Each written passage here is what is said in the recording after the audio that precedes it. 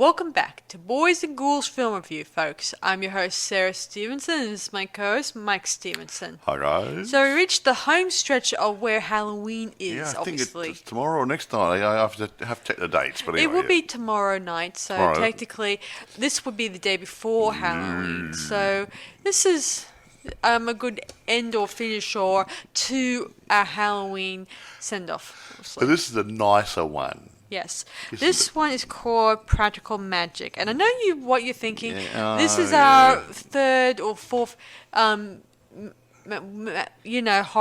movie that deals with witchcraft and stuff.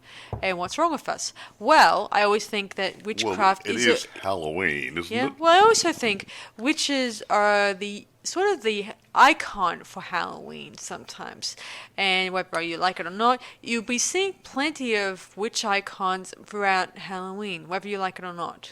Next to demons and don't forget black pussycats. Next to demons, ghosts, witches are the main one of the icons of Halloween. Haha.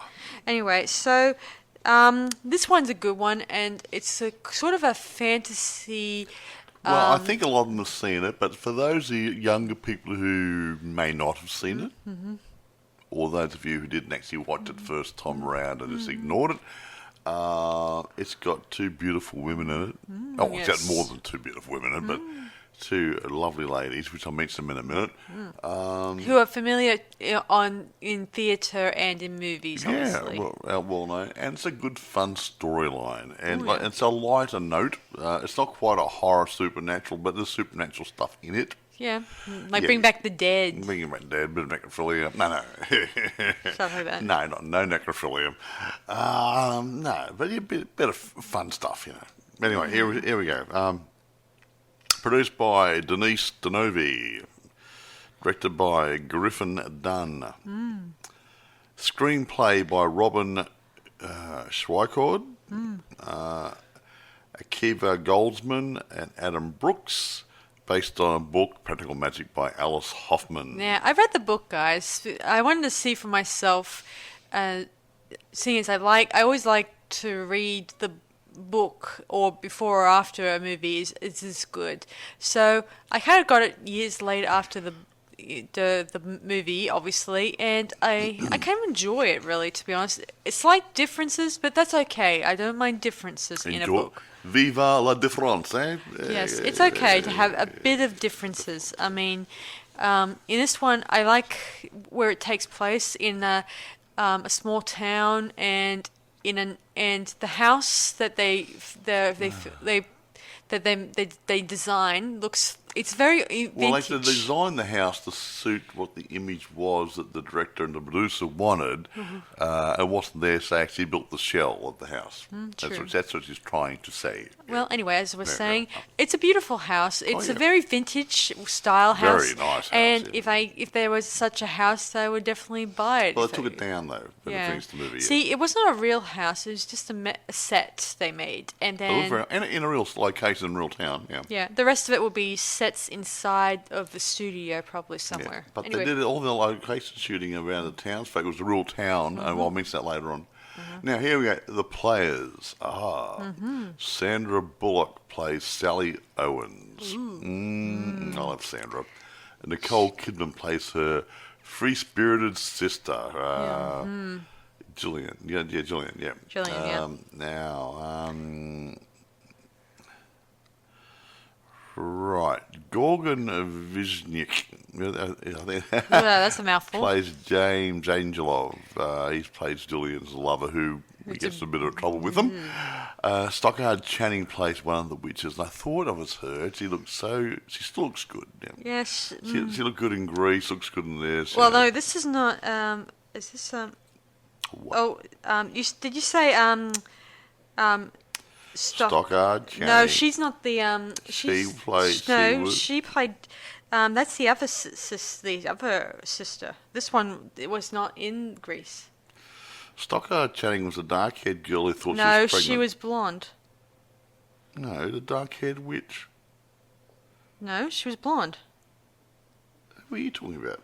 That would be the Frances, her auntie or whatever, Stockard Channing is a dark Okay, girl okay. I who got was in I got the names Grease. wrong. Okay, sorry. Right. Right. Okay, Okay. fine. And there's And Diana. Diane Weiss plays Bridget. That's the other aunt. I don't Yeah. know like Sabrina the Teenage Witch had two aunts looking after. Yeah, it's sort of after. like that similar when we did the Chilling Tales of Sabrina. They had that nice art, and much more dark side. The intentional evil witch side with when it comes to that comes to the witches in that one. But this one has that similar vibe, but don't worry, they're not. Then both witches in this come off as carefree, kind, and really outgoing. Now, I will mention another one. I won't go over all the kids and stuff, but there's another player in it, Aidan Quinn. He plays a private investigator. Oh yeah. And I won't say too much about him, but his name is Gary Hallett. Aha. Yeah, he There you go. becomes one of. Well, I won't go into He's a the. private investigator. He's a private investigator. Yeah, okay. What about box office and budget I will figures? get on to that. Very disappointing, though. Budget was 75 mil. Probably building the house didn't help and a few things. And location shooting in a country town. You're finding, you got to build up the people and feed them. And then, and blah, living blah, expenses, Like I said, if they you're. build them and feed them.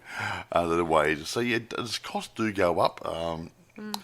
There were a couple of special effects thrown in there to emphasise the magic part. But 75 mils is a bucket load of money. And they only made about 68 at the box office. Now, having said that, I'd say home media picks them up, and when it went through the TV stations and stuff, I don't think the studio lucked out too much. Yeah. I think they made some money on it. So you guys know, the special effects side is, it's basic stuff. It's basic stuff. They're not doing Storm and Tempest and the Party of the Red Sea and everything else. It's just basic stuff, Yeah. Yeah. It's mostly that sort of stuff. I don't want to do any more until at the end of this. I'll talk about production and stuff. The reception part, which we often do at the end. So we do always a reception. All right. So you might as well get into the it. story begins with Frances narrating about how over 200 years the Owens women's has been hated by the townspeople of their town. They should move. And we go back in time to their great ancestor Maria, who was a witch, and the townspeople wanted to hang her for her crimes, or not really crimes actually. The crime is having magic on her side, which saves her life. And technically, when that's the funny part of it. She saves her life using the magic, and then scares all the people away. Yeah, Whoops. considering if you can't hang a witch, you can't really kill it. Was he well hung? No. No. Anyway, she's banished to an island, and there she's heavily pregnant and she waits for her lover, but he never comes, and she casts a spell so she won't feel the agony of love again. And throughout the years, that spell turns into a curse for all the witches through her line.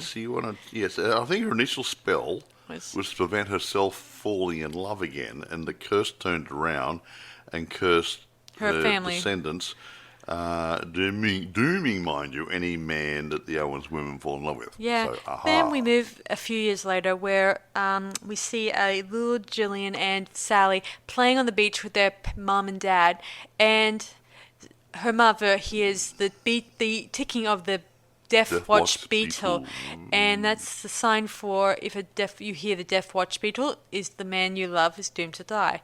We don't see his death, which is not really a pest important. exterminator, and you got no Death Watch beetle.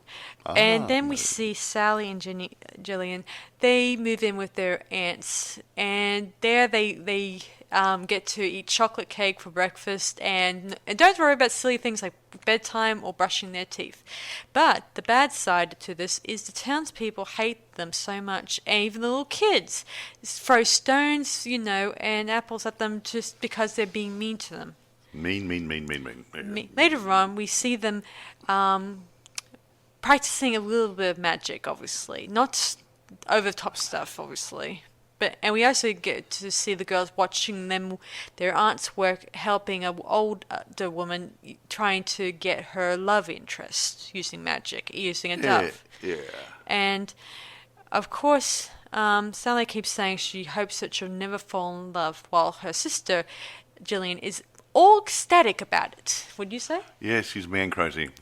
Anyway, later on, Sally is making up a love spell, and where she's coming up with some interesting ideas of making sure that this person does not exist, because most of the stuff like he flips pancakes and it is what she does. She does something like Sally cast a spell on herself to ensure that she'll only fall in love with a man who possesses lots of impossible traits. We want good looking and so and this personality and so and this, that, the other, blah, blah. And had a whole list. Including he flips pancakes in the air, which is I don't too many people have done that anymore. And he had 2 different coloured eyes. And his favourite shape is a star, but I even my defence, I like stars shapes myself.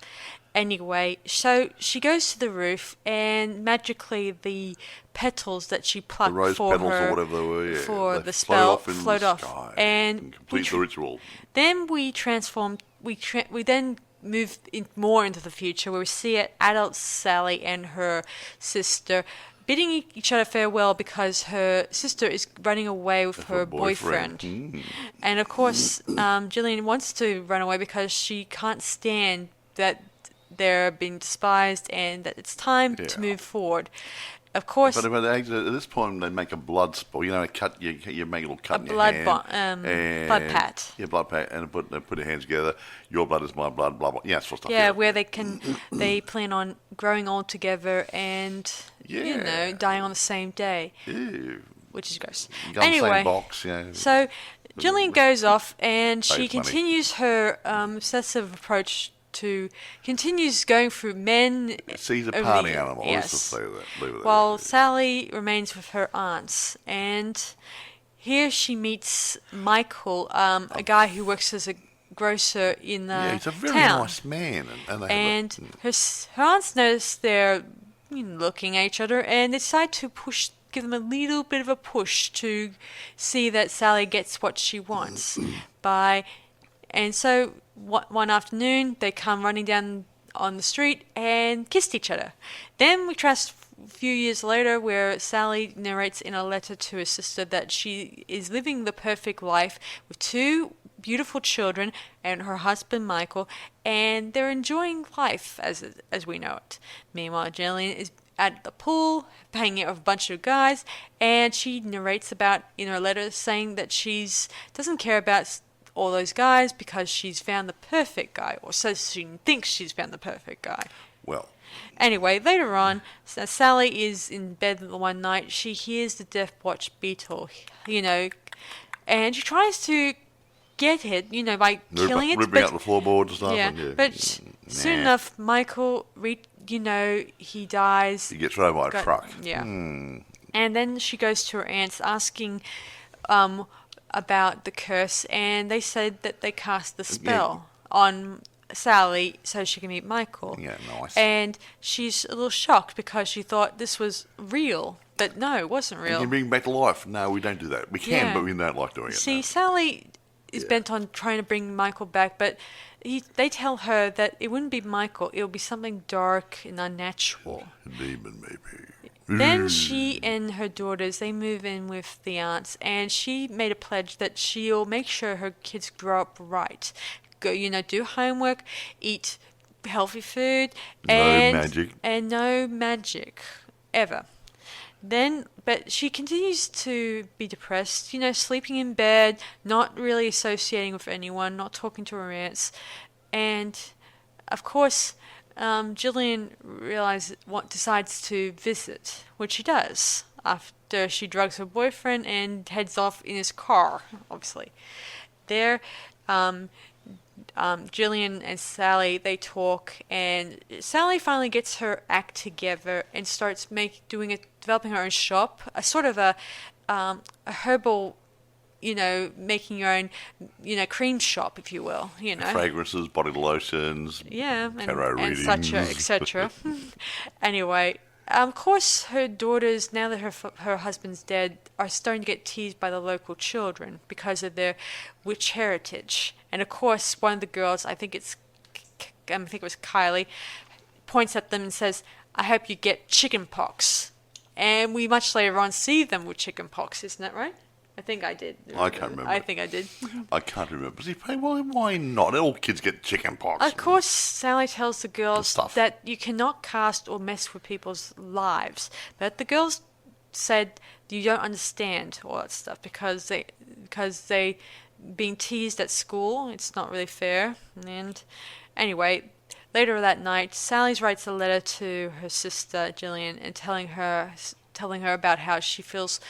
Like she dreams of a love and she wishes that she could be whole, like become normal and stuff. But and she ends the story that she hopes that someday she'll find someone to love. And then she puts the letter in the post box, obviously. Then she finds out her sister calls her, and it turns out that something bad's happened. So she gets on the first plane out of her town to go see her sister. And later on, we see, as she's leaving, the aunt suggests that they take the girls, her daughters, to this Holstead celebration. Harvest celebration, whatever. Yeah. And of course she says, fine, but as long as they don't dance naked under the full moon. Oops. Yes. Well, maybe later. We don't know that. Anyway, then she arrives at the hotel where her sister Gillian tells her where she is, and she's been badly bruised, like punched in the face, and she tells her briefly that her boyfriend punched her, and because in a drunken rage. Anyway, later on, as they're about to leave, they notice on the moon, a blood moon, where it has a red circle around it, meaning trouble is not far behind. Is that right? Somewhat, yeah. Anyway, she's about to go when she notices her tiger's eye necklace is around on her. So she goes to the car, her boyfriend's car, I should say. This plays a very key element in this story. But her boyfriend's the back, and he demands that the girl takes the girls, sort of captive, But he does have a knife at Gillian's neck, so that probably is pretty good. He gets drunk, and luckily enough, Gillian tells her sister about the belladonna in her bag. She's been using it to drug her boyfriend for nights when she wants to get a little bit of sleep, obviously. Now, they're going to try to get him some sleep. So, while distracting James, they were able to get him his drink away, and she was able to pour the belladonna into it. But she put too much into it. See, a little bit of belladonna is supposed to make you relax and possibly sleep. Too much can actually kill you. Well, and considering Sandra Bullock was driving the car at the time and trying to fumble with the belladonna and try putting the bottle, she couldn't actually measure it out properly. Anyway, he gets drunk, and the girls are wondering why he's not passed out yet. But soon enough, he comes back into the car. He tries to hurt Gillian, but luckily enough, they start banging him and hitting him. And soon enough, he's passed out, but he's not really passed out. He's dead. The girls try to use mouth to mouth, but and of course they realize that they're in deep trouble. Obviously, meaning Sally suggests maybe we should go to the police. It was self-defense, but poisoning him to death doesn't sound like a suitable case, and that would mean that she would lose her children, lose her job, lose everything that she's been trying to get back. Obviously, but unfortunately things are not good. Anyway, so Gillian then brings up Michael and how she went to the aunts to bring him back. Of course, Sally says that she realized that at the time it was not really right, and Gillian realizes that there's a chance of bringing James back, obviously, but Sally says it would mean that he'll come back as dark and unnatural, and she says he's already dark and unnatural as long as he comes back with a pulse. But that's not an option, considering that this is dangerous. Bringing back a person who just happens to be a very abusive person is not the best thing, and you will ask anyone. Exactly. Anyway, they drag him back to they drive back to her aunt's house, and then they put the James onto the table while they get the ingredients and the book together, obviously, and they start chanting "Black as Night, raise death from our sight. White is light, mayday, Blah, blah, blah, blah, blah, blah, blah. Anyway, soon enough, after a few chants of that spell and using the special pentagram that's on his chest, using whipped cream, no less. Draw on something, Yeah, and soon enough, he sort of awakens and he attacks Gillian again. And luckily enough, Sally was there and she whacks him with a skillet. I think that's the term. Yes, fry pan skillet, and killed him again. Yeah, and they should have done this in the first place. They kind of dug a hole and buried him In the garden. And the girls quickly tried to make sure the ground looks not stirred. Normally. Gillian asks, what should we do? Should we tell the aunts? And she says, we won't tell anyone. We'll keep it secret. So they head back inside, and their aunts return, and they will have a brief welcome home, hug, kiss, and whatnot. And Gillian starts working for Sally at her herbal shop, obviously. Going there. Not wasn't doing too much work. No. Well, considering there's not too many customers, there's no real... She was trying all the products. She wasn't actually doing anything. Anyway, she goes to a school thingy-wing for school, where it's sort of a phone tree thing. Well, it's a country thing, American thing, I don't know. It's for a phone tree, so the phone, if they've got to do something, they can like phone an emergency. each other. Yeah. Like, I gather. Like a hurricane, you phone up someone to make sure that they're Yeah. prepared and stuff like that. Yeah. But of course, Sally's never selected. Encyclopedia salesman in the area. Hide. Yeah. Anyway, luckily enough, Gillian was able to go there and make all the voting slips say at the top of the tree that she'll make Sally the head in charge. She does a clap and says that was me.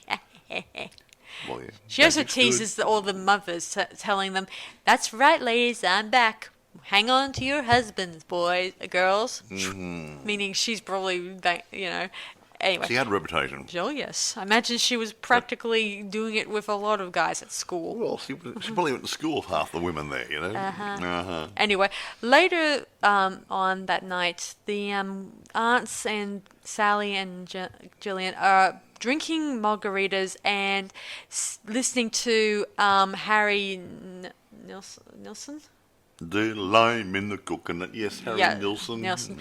And as they're drinking their tequilas, they start drinking from this familiar bottle that turns out to be the same bottle that dear old James drank, obviously. And Sally recognized it instantly and says, "Where did this bottle come from?" And the aunt said, in their drunken state, it was left on the porch. And she quickly gets to their feet and takes it to the sink and crashes the bottle.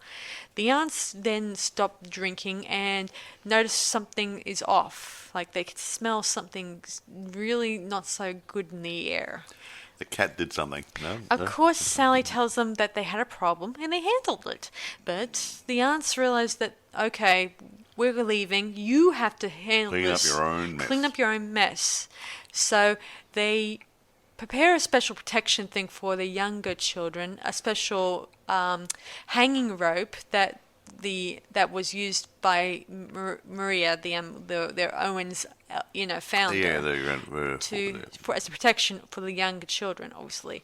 And then they left the next day, and of course, that very next day, one of the girls notices some roses that were grown overnight. Yes, a small bush became a very, very big bush. It was growing. You can see actually growing towards the house. Yeah, and she also notices a man among the roses, and young girl saw him. Who's that? She's the only one who could see him. Of course, both Sally and Gillian couldn't see her. She has a sort of second sight in the book, according to the book, obviously, but now that the aunts are not around, they realize that they're in much more deeper trouble. And soon enough, they also notice his boots. The tip of his boots are poking out the ground. Like he's rising up through the dirt somehow or other. Yeah, or the ground's sinking. We don't know. Obviously, Don't could know. be something. It was a sizable hole because they looked at it and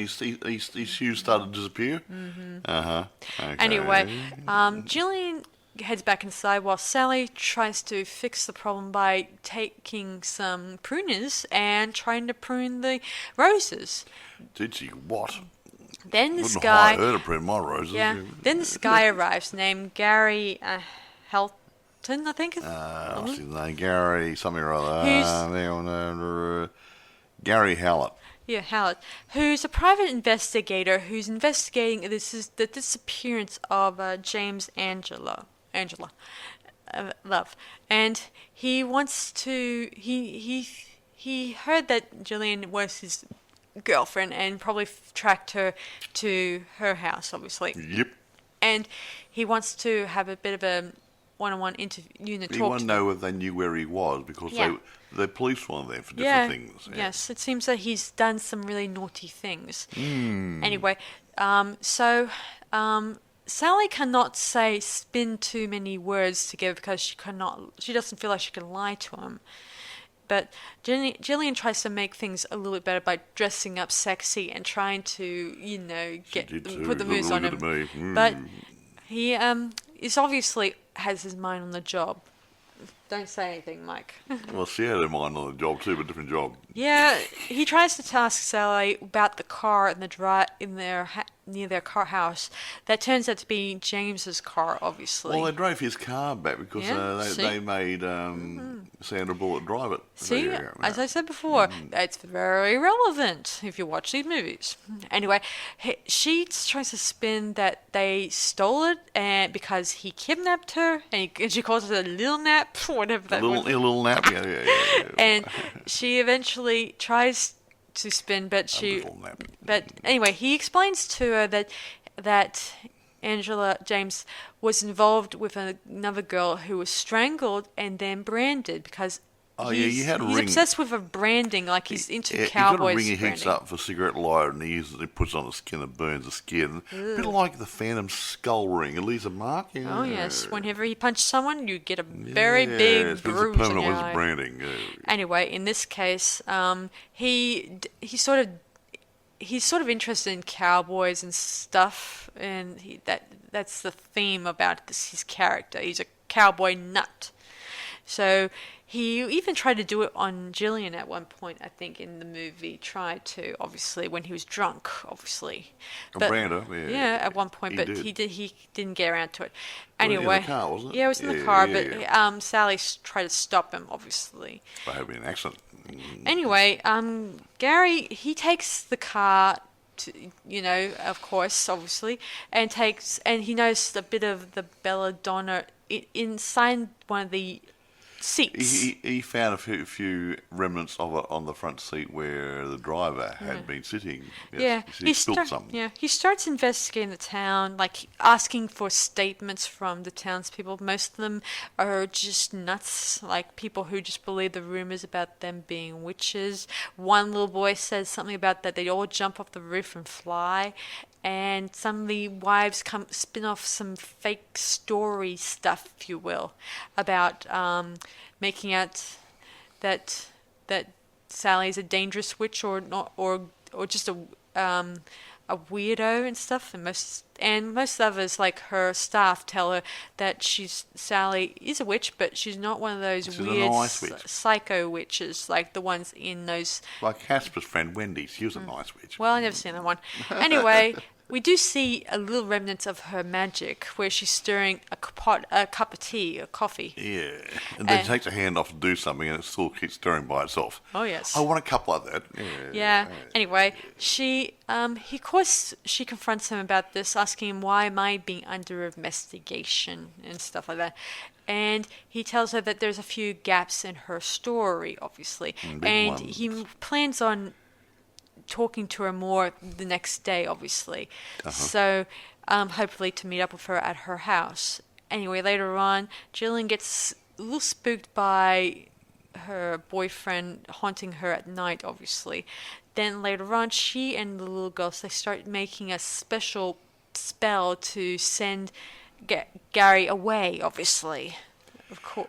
Yeah, they're going to make something for Yeah. They put on Putting the- pancakes or something. Some syrup. So he put some special thing there, send him away. Of course, while the little girls discover Sally's old notebook, witch book with the old spell that she wrote when she was a little kid. Obviously, the spell about the search for her perfect man or perfect love. It was a description of Gary. Yeah. Oh, that's weird. Yeah, we watch as Gary arrives and they talk, and she goes on to explain that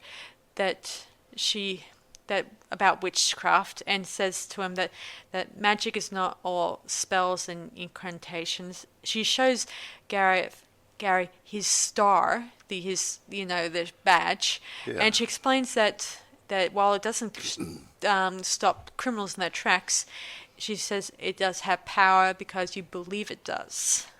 And guess what? Later, something comes up later. Yeah. Later we see Gary. He flips a pancake in the air, and the girls are impressed. And then they realize that this might be her mother's true love. Yeah. If I flipped a pancake up in the air out of the fry pan, you know it'd end up on the floor or on the ceiling. Only if it's sticky. Yeah. Anyway, ceiling, I mean, not the pancake. They then ask him questions like, could he ride a horse backwards? Because that's one of the things that Sally asked for her dream man to do. And which he says, yeah, he has. And he says he can do it backwards, forwards, sideways, you name it. Yeah. And they're impressed, and they notice the star, but that's nothing.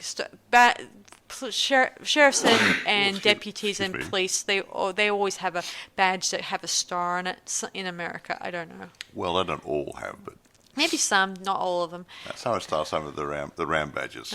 Yes. Anyway, so as they're getting ready for breakfast, Sally, Gillian tries to give the syrup to Gary, but luckily enough, the girls grab it and throw it in the ocean.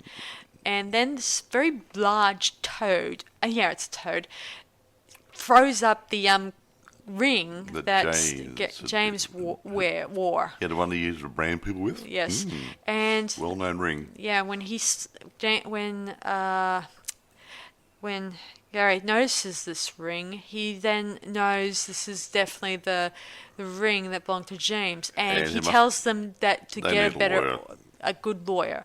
And both girls, they argue, and Sally decides to go to Gary and tell the truth. Tell the truth. Yeah, the whole truth, nothing but the truth. So she meets him at his house. Well, she runs after him to his place. There they talk, and he also has the letter, I should have mentioned this earlier, that Sally wrote to her sister. Yeah. And she asked him how many times he read the letter, and he says About 1,000 times. About a few times. And he asks her pretty much, where is James, obviously, and she says he's in the spirit world, and she tells him about how he's haunting them, and he even offers a shoulder, telling her that whatever's happened with what's going on with her life, he wants to be there for her and to protect her. Man. Then they start kissing and start making out, and then do. As they're on the bed, she notices his eyes, one green eye, one blue. And then she's starting to realize this is her dream man that from her childhood, obviously. Then she gets up and she hears her sister and her kids crying voices in the wind, and then calling out to her, obviously. And Gary, who heard also from Sally, kind of heard something that he kind of follows after her later on. And we see that as they arrive at the house, we see that Gillian is possessed by James. Briefly. The spiritual sort of... Yeah, and... He's inside her. He slowly emerges from her sister, and... and actually, once he sees it... Yes, Gary sees it. Oh, my godfather, yeah. Yes. Witches are real. Yeah. James approaches Gary, and he attempts to strangle his heart. Yeah, he put his hand into his chest to try give him a heart attack, but the problem is he put his hand straight through where he had his police badge in the shape of a star. Yeah, and it burns his Okay. hand a great deal. And Poor- he then uses it as a talisman to force James force to him away, yeah. force him away. And later on, him and Sally are outside, and she's talking to him, and she tells him about how, yes, that while she killed him, killed James, obviously, and she was the one who resurrected him and Killed him, had to kill him again. killed him again. And she tries to explain how she did it, but he says that while he interrupts her, obviously, and he realized that all this time that the reason he was there was because of her, not because of James or Gillian. It's her. And she goes on to explain that about when she was a little girl, she conducted a spell so that she would not fall in love, obviously, and how she wrote up qualities of a man that didn't possibly could happen. And there he was. Yeah. I think he said he had a similar Yeah, he did. And idea of the perfect woman or something. That's her. And Yeah. Sally goes on to explain that if he stays, it's because of the spell, or another reason, obviously. And he goes on to explain that, and she does explain a little bit briefly about the curse and stuff, and she doesn't want him staying around, obviously. Then he goes on to explain that curses are, what did he say exactly? He says curses will only be real if you believe in it. them. Which he doesn't, He doesn't, of course. And then he goes on, as he's about to leave, he says that he also wished for her too, meaning he was wishing for the perfect woman in his life, obviously. Or imperfect, obviously. Oh, perfect, imperfect, whatever. She's pretty perfect to me, Yeah. Alexandra. So he leaves, and Sally gets back inside the house, and we notice Gillian there acting peculiar. And then we realize that James has taken completely control of Gillian, and he even quoted a few lines from James, obviously, where he's saying, "I'm feeling very into sisters right now." And she gives him a whack, him really hard, and her aunts arrive through the door, which is good timing, good execution when you think about it. Exactly. And even though if they arrived a little bit much earlier, they could have avoided it the second They time. could have got an earlier broomstick, hey? Of course, they tie Gillian to the chair, and they go on to explain that he's inside her, obviously, and they need to arrange an exorcism of his, off Gillian, obviously, and banish him to the the Neverworld Neverworld. ever. Yes, they need a full coven, meaning enough women to Yeah. exorcise the demon. I mean, guess what they spell- do? thing. They go through that tree thingy. Yeah. They do. She invites the girls that from work, obviously, and the girls who dislike her, obviously. The ladies in town on that contact tree thing from Yeah, the school. she pretty much tells them that she's coming out of the witch's broom closet. But she needs their help. Yes, they agree, and She said, bring a broom. Yes. Lovely. they soon arrive, and they make a circle, a special broom circle, if you will. Yeah, they with join the brooms together, laying them over each other. So supposedly the brooms form a circle Yeah. around Julian, who's possessed. So Yeah. the spirit can't break out. Yeah, they also have a special thing they've developed in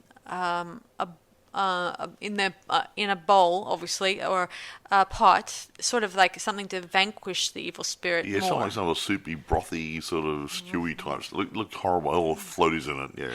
Anyway, so they begin to start chanting, and the wives also chant along with them as best they could, because this is the first time. They learnt the words as they went along.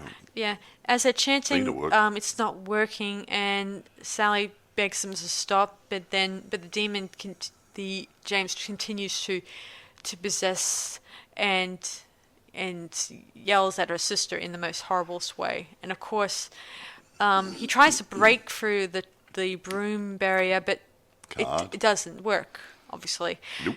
And they take a break, and Sally tells her to asks Gillian to stay with her. Of course, she says that James wants her, but he will continue haunting their house as far as I'm concerned. Isn't that right, Mike? As far as I'm... Yeah. Yeah, anyway, it doesn't matter to him if he gets Jillian or not when I think about this. Anyway, so Sally reminds her that about the pledge they did when they were younger, where they both agreed that they will die on the same day. And she then... was not the day. Then she remembers the pledge, obviously, and decides to form the circle again, and this time she comes with an idea plan to lure the James spirit out so she can repeat the pledge she did with her sister years ago. The old blood pledge, yeah. Yeah, she tempts him out with the bottle of the same alcohol that he likes, obviously. Yeah, tequila, was it? Yeah. Yeah. And he finally gets out, but then she mocks him, saying, "This you cannot have. Oh, you can't have."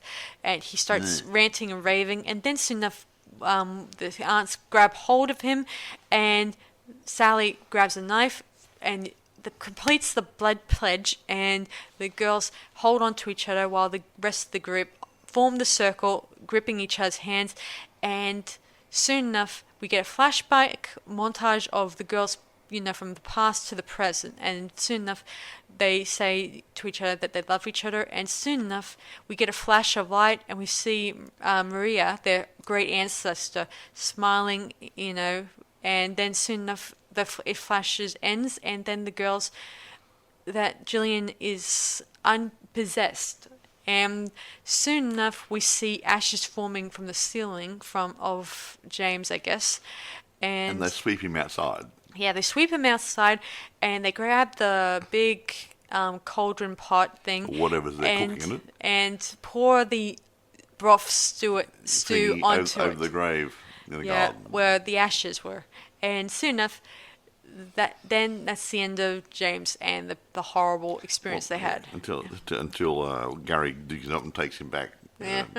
Then the next day, we see Sally taking the dead remains of the rose tree bush and burning the pieces. I would. And soon enough, her sister comes with a package from Arizona, which is where Gary came from, obviously. And it explains how a brief telegram letter explaining that they found that the remains of the ashes of James, and the ring is the only bit of evidence that he is no longer amongst the living, obviously. So, and he claims that the death was accidental. Yep, you're right. And of course, with Jillian's encouragement, Sally decides to send him a leaf, sort of a message leaf, to ask him, would you like to come see me? Which they do. They kind of meet and they eventually kiss. Then... And there's a big Halloween celebration or something's going on in the town Sally anyway. narrates that whether it was their holding of hands that lifted their curse, or she likes to hope so, obviously, and hopefully... And she's dating Gary, obviously, so it's all happy endings. And we see the girls on the roof where they're dressed in traditional witches, black hats, robe and a little pointy hat. Wearing the striped, tights. Like the stockings like in the Wizard of Oz, the stripy socks. And Sally narrates, here's some things I know. Always throw salt over your left shoulder. Plant lavender for luck. Fall in love whenever you can. Blah blah. And then we watch as the girls leap off the roof and with umbrellas and fly down to safety. Float down to safety. And everyone's going, the townsfolk are accepting them now. Yeah, the town is now longer fearful of them. Obviously, they realise they're really nice people. Lovely. They all cheer, and Sally and Gary, they kiss and embrace, and that's the end of the movie. And before we continue, guys, there's been talk about making a sequel, but I'm not sure whether or not... Well, they did mention it, but it's been a while. So... I know. They've been talking about whether or not to do one as a prequel sequel. I don't know. I'm not sure if we want one, obviously. I would have loved it if there was a prequel, but more focused on Jillian and Sally's life when they're living with the aunts, where they were experiencing... how they dealt with the town and stuff like that. In July this year, 2024, confirmed that would be rewriting. The person, Akiva Goldsman, would be returning to write the sequel, but they won't be doing it until next year. 2025, so we might see it by the end of next year. So of course they're going. Space? Of course they're trying to do it as with their great aunts, obviously story. Obviously, I'm not sure. I think we might get to see Nicole Kidman and probably Sandra Bullock rehashing their adult roles. I don't know.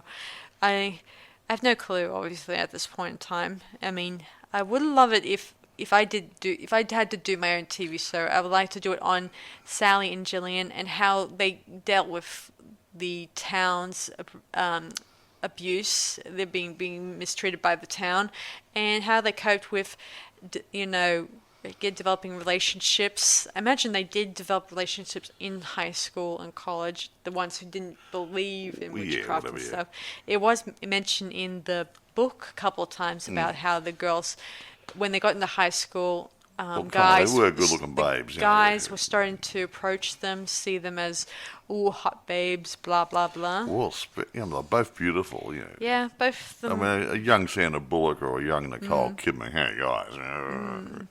Yes. Anyway, so let's look at the reception side if we can. Well, reception. I'm curious about that. Okay.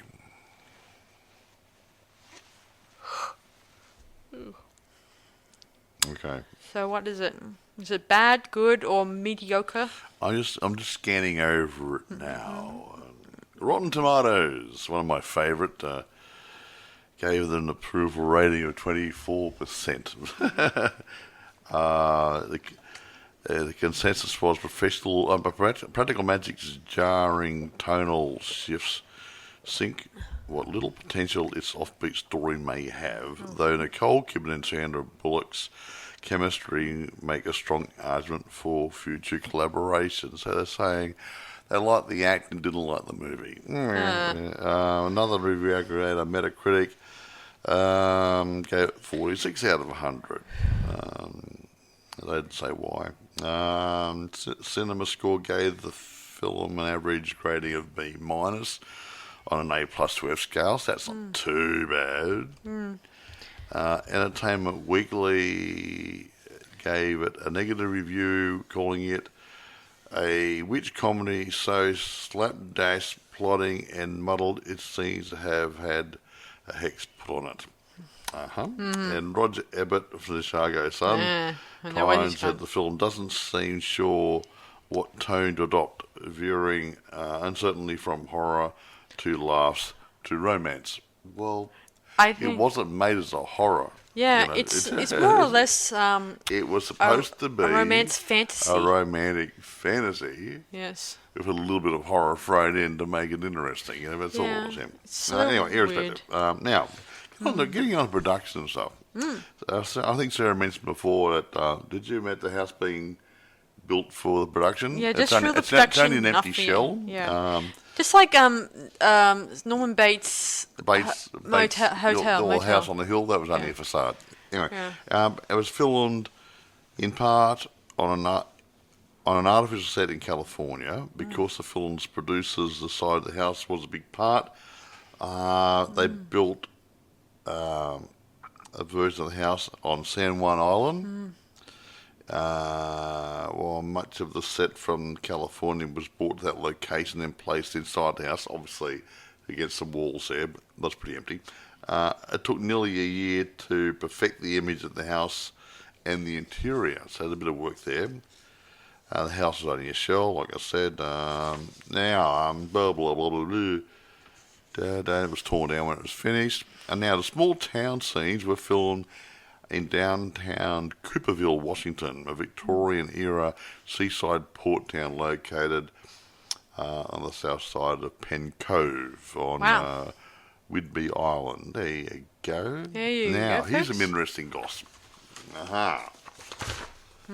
Now, according to Sandra Bullock, in a DVD commentary, while filming the scene where the Owens women are drunk and slinging insults, the actress has actually gone drunk on very bad tequila bought by Kidman. The cast further stated in the film's commentary that they felt supernatural elements of the house started to affect the house. Supernatural, it was made by a group of builders a couple of months earlier. How could it be? Anyway, both the cast and crew claim they heard supernatural noises while filming the coven scene at the end of the film. Okay. That was the extras out the back who weren't in the film. For the final scene of all the townspeople at the Owens home, the entire population of the town where the filming took place were invited to show up in costume and appear as townsfolk. Gee, yeah, that was cheap, wasn't it?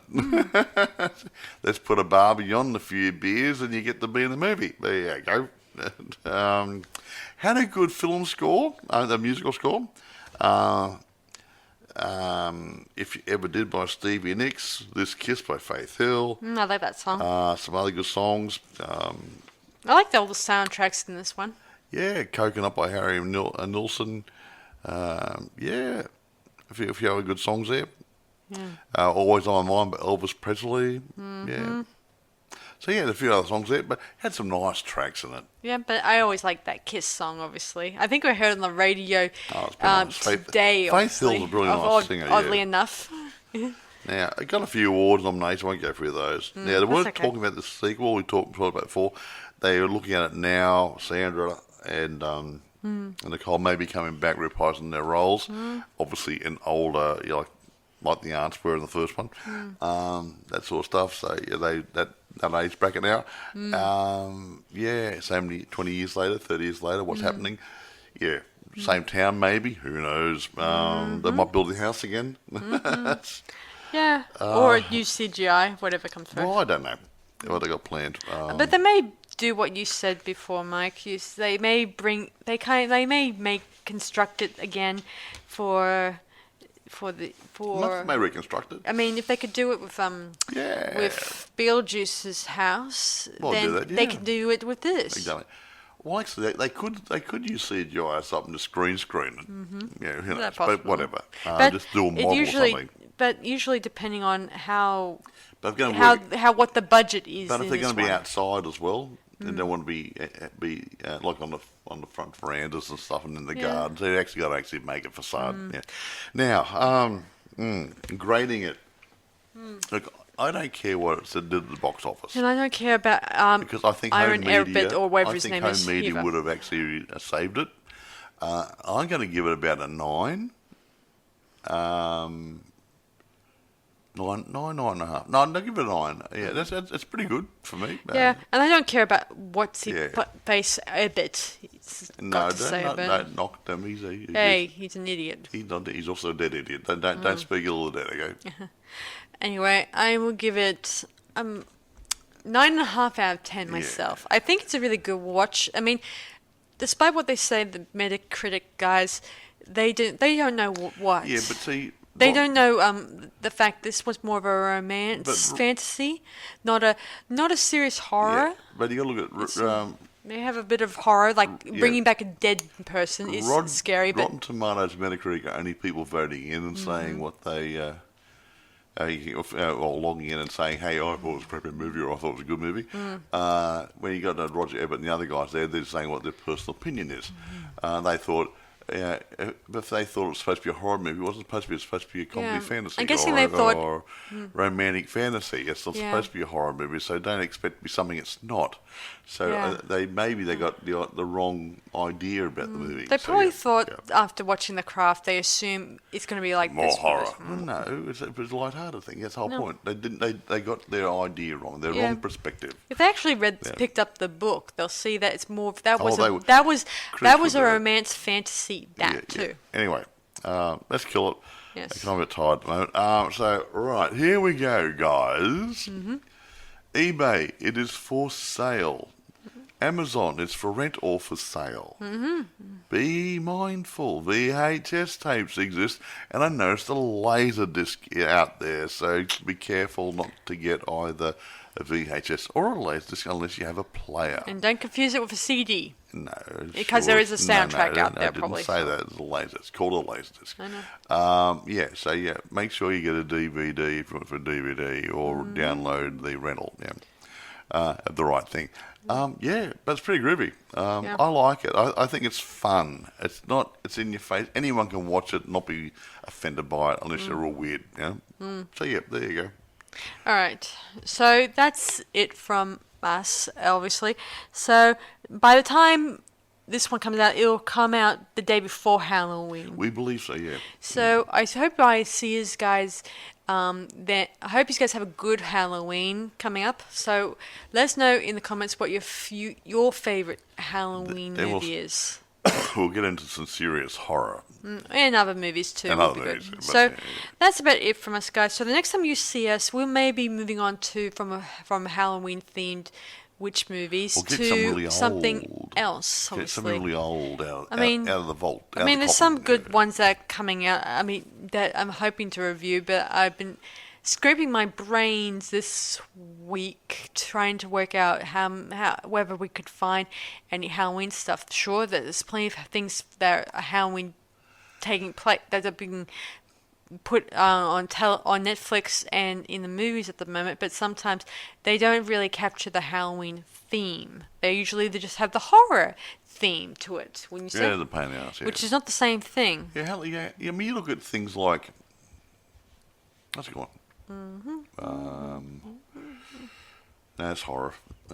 Because it's easy. It's easy to spot a horror movie that you might want to watch for Halloween, but it's another thing where if it has Halloween thrown in, obviously. Yeah, but you look at it's Halloween is not supposed to be totally horrible, scary, but just but it's a good time. The old ghosts and goblins and ghoulies and stuff, it works nice. Like Trick or Treat's really a nice movie and that sort of stuff, and the other things. Oh, Halloween comes to mind, doesn't it?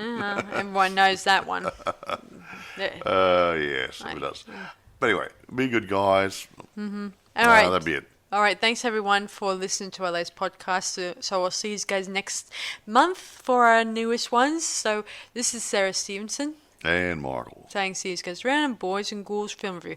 Bye for now, and have a good Halloween. Woo! Goodbye. See ya.